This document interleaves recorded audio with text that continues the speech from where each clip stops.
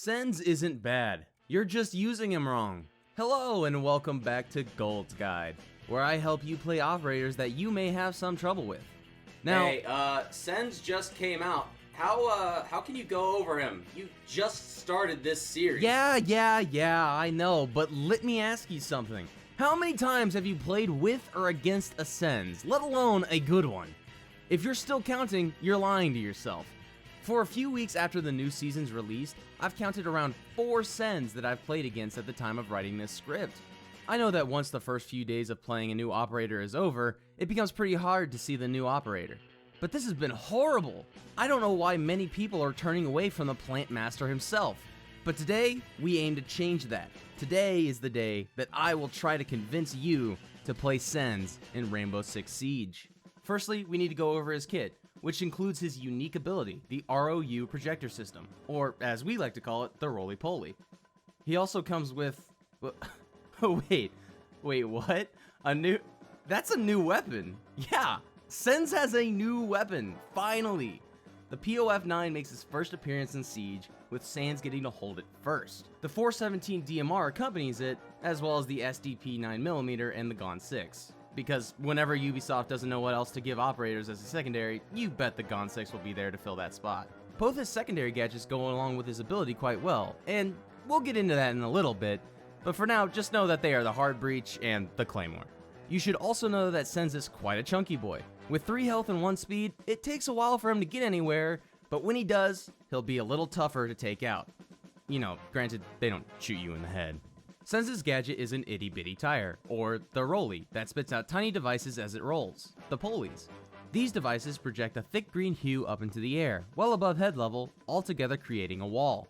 Being in this metaphorical Trump wall will turn your screen into a mint chocolate chip nightmare, with your vision being cut down immensely, so make sure you're keeping your distance in order to not be blinded by it. Being that the wall is still just a projection, it can still be shot through and will not stop any projectile that flies through it, so don't think of it as a real wall. The rolly has a limited range of 14 meters, but will bounce off walls and continue its journey until it reaches 14 meters in total.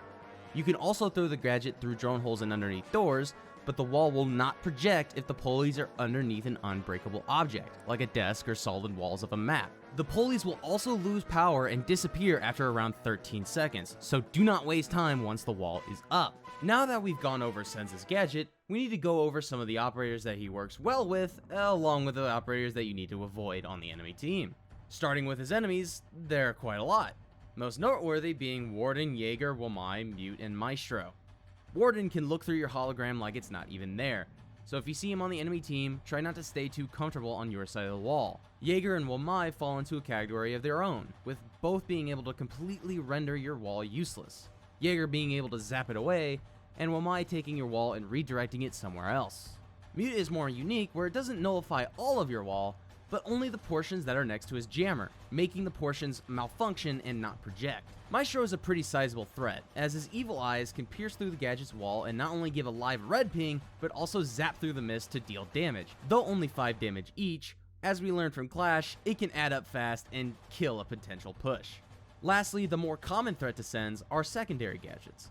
Explosive to take out the pulleys, barbed wire to slow down the rolly, and bulletproof cams to spot you through smoke. They also have the ability to EMP the pulleys in order to disable them, much like a mute charge. Now, that all may sound like a lot, and truly it is, but Ubisoft provided a large amount of useful tools to help Sens along. Allies to Sens are very important, but no one seems more tailor-made to Sens than Glass, as his high-powered rifle can see right through the projection, granted if he stands still. He is a great tool to use against enemy wardens, as his DMR is much more useful than the P-shooter that is the MPX. Monty is also a great pairing with Sens and can block some incoming random spray to get off some cheeky plants. Next is Gridlock, which may be surprising to hear, but with the extra cover of a smoke wall, she can find angles to completely lock down an area while the plant gets put down. Ying is also a good pairing, having the benefit of making everyone blind, which can once again help putting the diffuser on site. Lastly, what can go better with essentially a smoke wall than actual smoke grenades? It may seem redundant to add more smoke to the mess you create, but it's kind of the same mentality with Ying, where you try to create as much chaos as you can to plant the diffuser. As you guys can probably tell, planting the diffuser is the main draw of why I play Sens, and is the way that I chose to utilize him most of my time playing. This is because I believed he was the best person to do it and he strived at it. Whether it be him or another person that pushed triangle at the start of a round, the diffuser got planted in most games that I played as him. Much like Clash, he's an operator that's focused on teamwork in order to get the most out of him. But remember back to when I mentioned that Sens had claymores? The claymore is one of the most useful tools in the game, with a one-shot kill almost all the time, and the ability to not actively be caring for it to secure a kill. It makes its presence in Siege, especially now that all operators that own it now have two, not just one like they used to. But there's just one major drawback: these pesky red lines that let everyone know they're there and can avoid it or destroy it to get into the area you wanted to lock down. The great thing is, with Sens, you can sidestep this problem. By using the roly-poly to block off a line of sight, then placing claymores around the area, you can punish those eager defenders that think it's safe.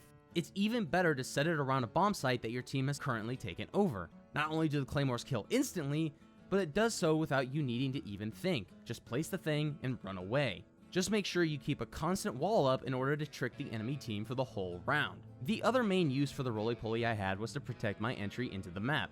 If you're in a contested area next to site like hatches on top of cafe or hookah entrance on coastline, you can protect your entry from an entire side of the bomb site, or really any entrance you want.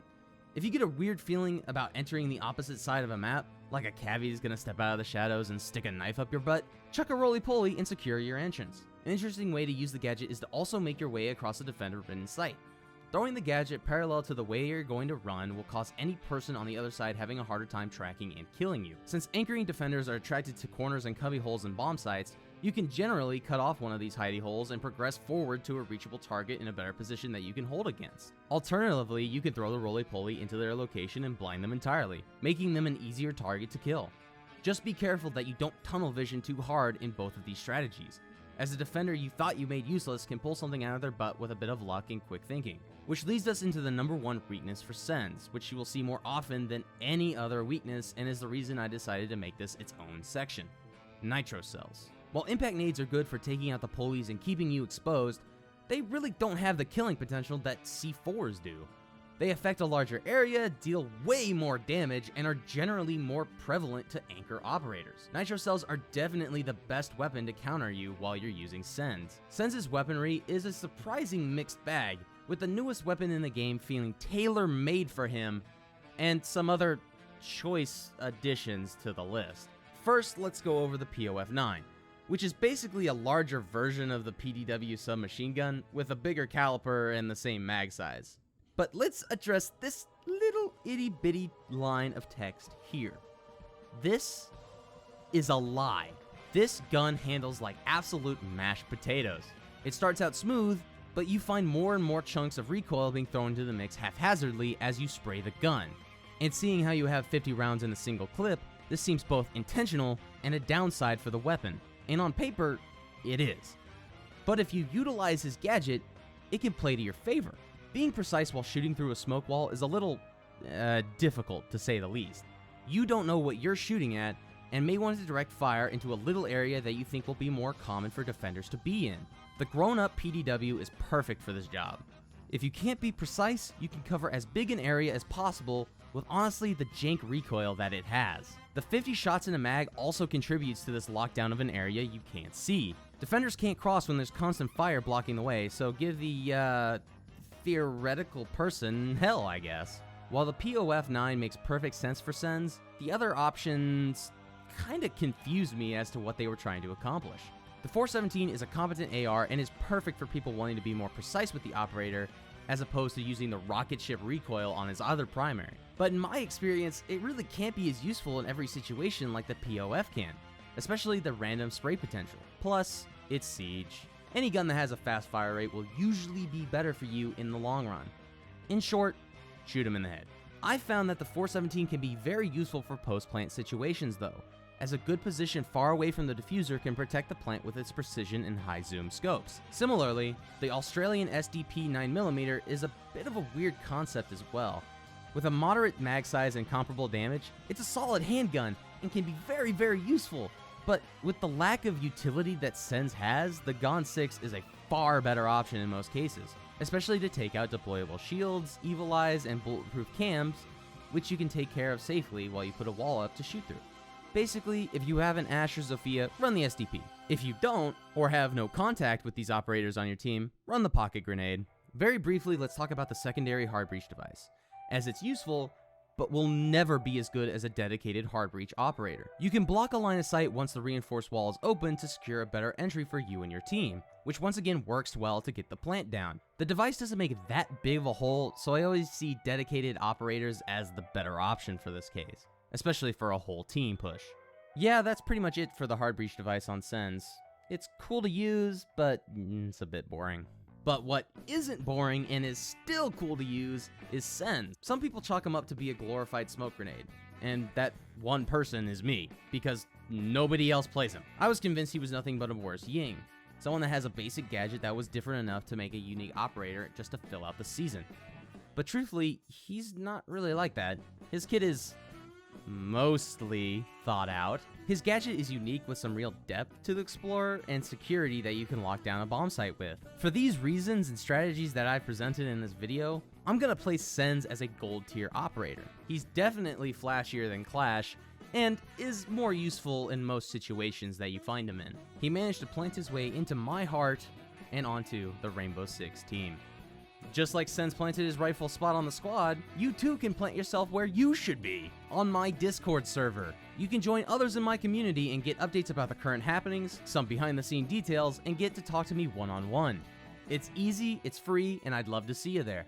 Just click the link in the description and join in on the fun. If you've enjoyed the video, please leave a like, and if you're new here, please consider subscribing to the channel. It's also free, and you can stick around for more content to come, which I promise, it's coming. That's all for now. Thank you for watching, and They won't like this.